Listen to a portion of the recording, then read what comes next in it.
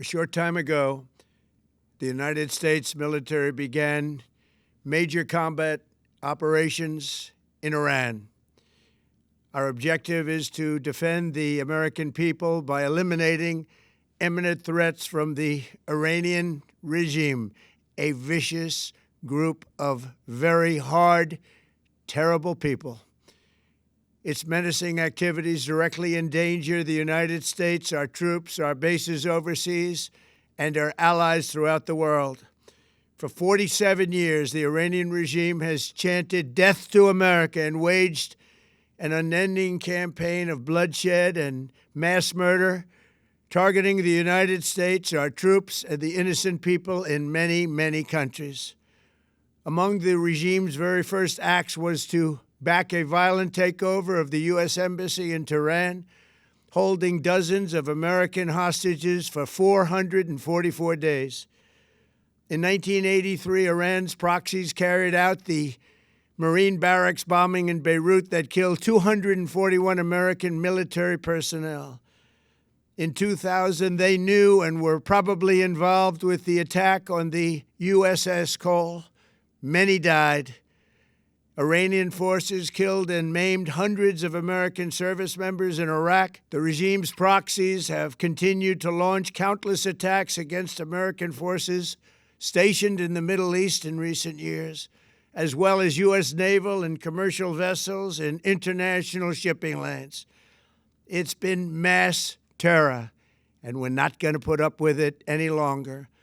From Lebanon to Yemen and Syria to Iraq, the regime has armed, trained, and funded terrorist militias that have soaked the earth with blood and guts.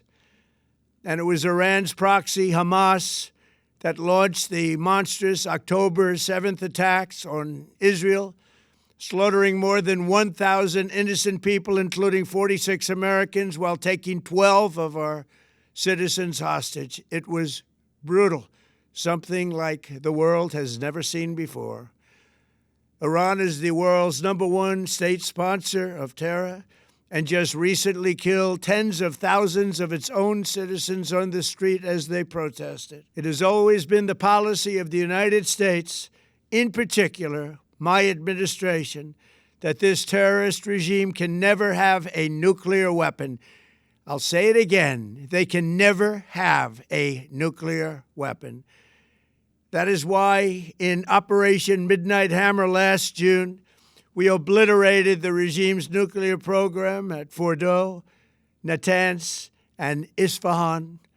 After that attack, we warned them never to resume their malicious pursuit of nuclear weapons, and we sought repeatedly to make a deal.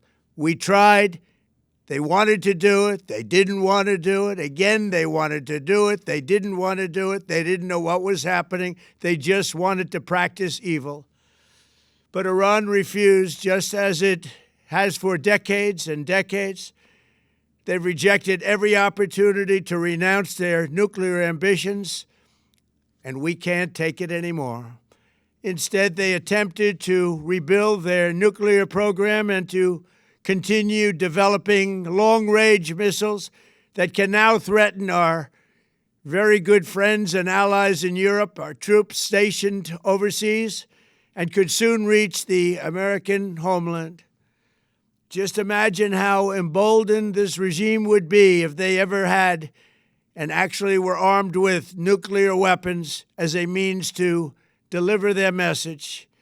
For these reasons, the United States military is undertaking a massive and ongoing operation to prevent this very wicked, radical dictatorship from threatening America and our core national security interests. We are going to destroy their missiles and raise their missile industry to the ground. It will be totally, again, obliterated. We're going to annihilate their Navy. We're going to ensure that the region's terrorist proxies can no longer destabilize the region or the world and attack our forces and no longer use their IEDs or roadside bombs, as they are sometimes called, to so gravely wound and kill thousands and thousands of people, including many Americans. and we will ensure that Iran does not obtain a nuclear weapon. It's a very simple message. They will never have a nuclear weapon. This regime will soon learn that no one should challenge the strength and might of the United States Armed Forces. I built and rebuilt our military in my first administration, and there is no military on earth even close to its power, strength, or sophistication. My administration has taken every possible step to minimize the risk to U.S. personnel in the region. Even so, and I do not make this statement lightly, the Iranian regime seeks to kill. The lives of courageous American heroes may be lost, and we may have casualties. That often happens in war. But we're doing this not for now. We're doing this for the future, and it is a noble mission. We pray for every service member as they selflessly risk their lives to ensure that Americans and our children will never be threatened by a nuclear-armed Iran. We ask God to protect all of our heroes in harm's way, and we trust that, with His help, the men and women of the armed forces will prevail. We have the greatest in the world, and they will prevail. To the members of the Islamic Revolutionary Guard, the armed forces, and all of the police, I say tonight that you must lay down your weapons and have complete immunity, or, in the alternative, face certain death. So, lay down your arms. You will be treated fairly with total immunity, or you will face certain death. Finally, to the great proud people of Iran, I say tonight that the hour of your freedom is at hand. Stay sheltered. Don't leave your home. It's very dangerous outside. Bombs will be dropping everywhere. When we are finished, take over your government. It will be yours to take. This will be probably your only chance for generations. For many years, you have asked for America's help, but you never got it. No president was willing to do what I am willing to do tonight. Now you have a president who is giving you what you want. So let's see how you respond. America is backing you with overwhelming strength and devastating force. Now is the time to seize control of your destiny and to unleash the prosperous and glorious future that is close within your reach. This is the moment for action. Do not let it pass. May God bless the brave men and women of America's armed forces. May God bless the United States of America. May God bless you all. Thank you.